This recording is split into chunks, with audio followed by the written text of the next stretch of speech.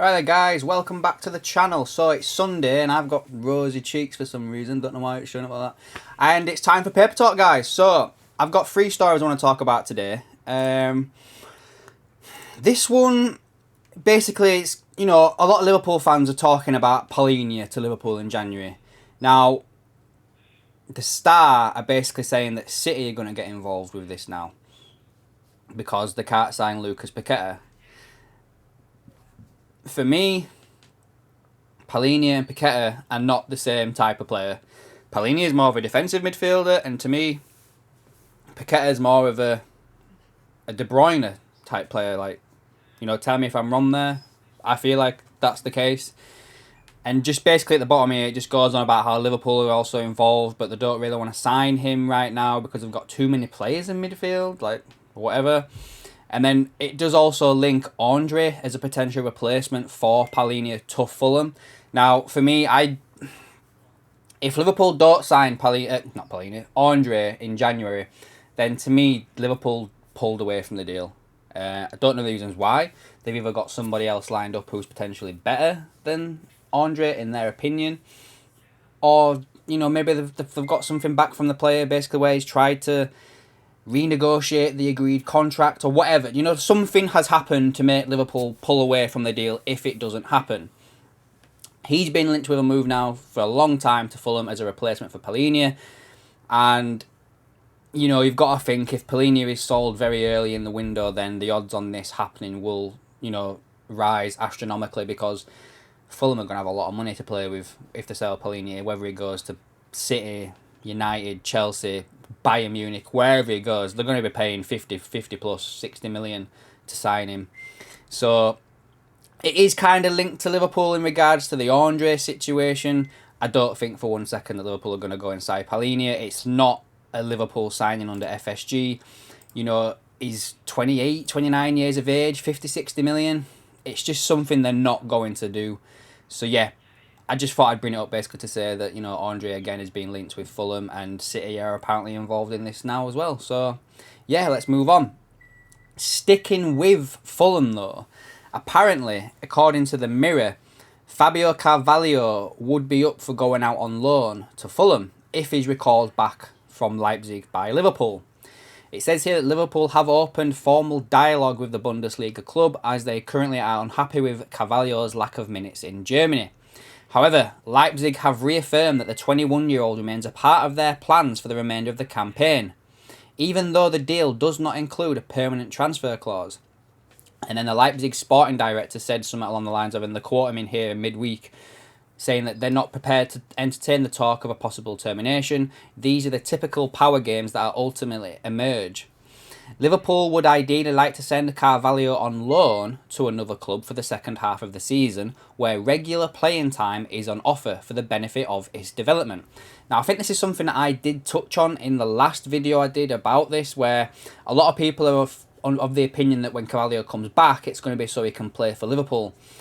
I'm unsure on that because as well in that video where I mentioned before, I'll put a link to it above if you've not watched it already, that it was rumoured that Carvalho was not a Jurgen Klopp signing.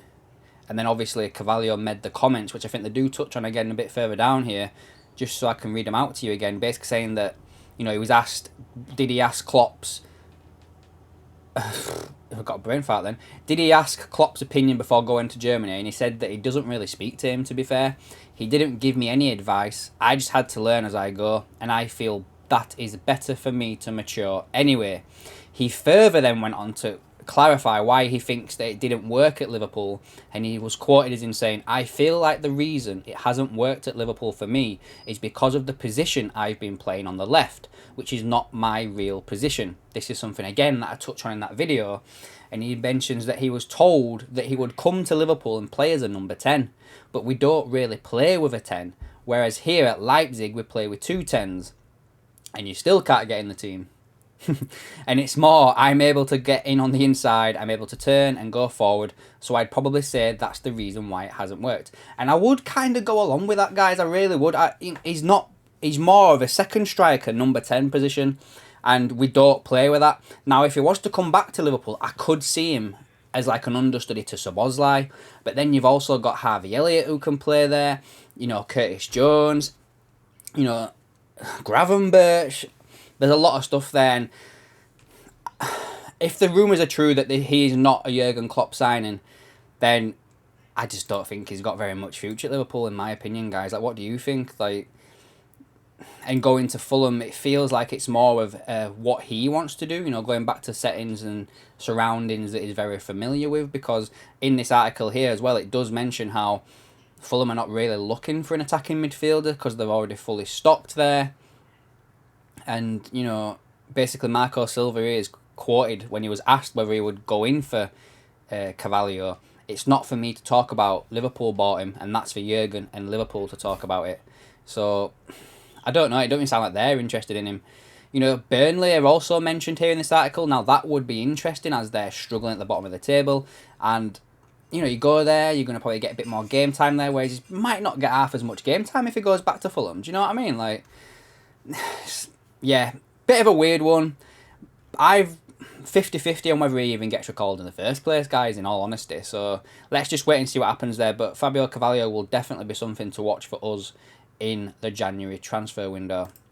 And then lastly, of course, it's in the title, the Saudi Pro League will make another move for Mohamed Salah in the summer and make the Liverpool star their top target, despite Al Ittihad having £200 million offer rejected in the summer.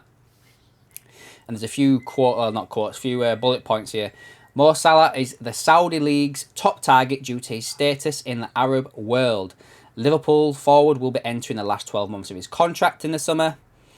And basically, it goes on to how much they've invested in players, like $750 million, the Saudi Pro League have spent over the last 18 months.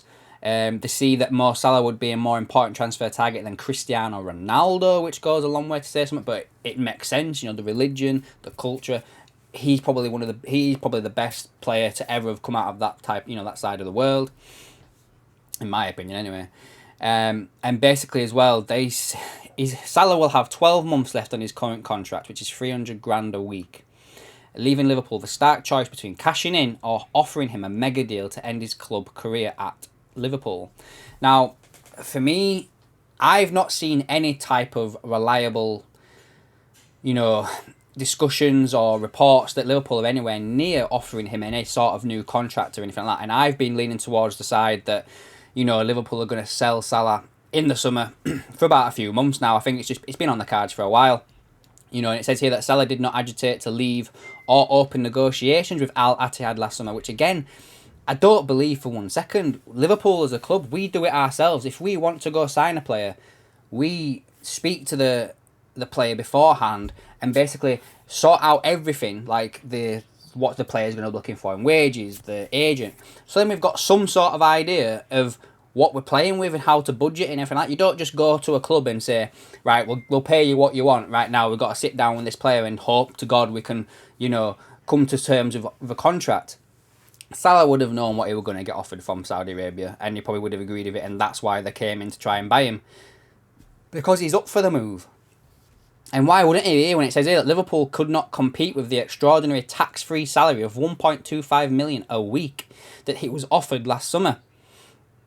And then it goes on to about here that apparently Rami Abbas, Salah's agent, has estimated that Salah has earned $46.8 million to $53.7 million a year. That obviously includes his money that he gets from Liverpool and everything he gets off the pitch as well, like other endorsements. And then if he was to go and get $1.25 million a week in Saudi, that's going to shoot up astronomically, isn't it? But yeah, guys, I don't know what's going to happen with this situation in all fairness. If you was to ask me my gut instincts right now, I'd say Liverpool are selling Salah in the summer. It just makes sense. You can't allow someone who, you could potentially get $150 million for to walk out for nothing the year after. If there even is talk that he signs a new contract, personally, if it's a 1-year deal, I think that's just been signed to make it easier for him to move on eventually anyway, in regards to, there might be a release clause in there.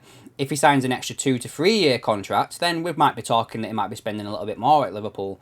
But if it's just a 1-year deal, guys, like it was rumoured it was going to be like earlier in the month, then that to me suggests that there's going to be a release clause in there that makes it easier for him to leave, basically, in my opinion, guys. But Anyway, let me know what you think on everything I've just covered there. Fabio Carvalho, Palhinha, Andre, Mo Salah to Saudi Arabia. What do you think, guys? Let me know down below, and I'll catch you in the next one.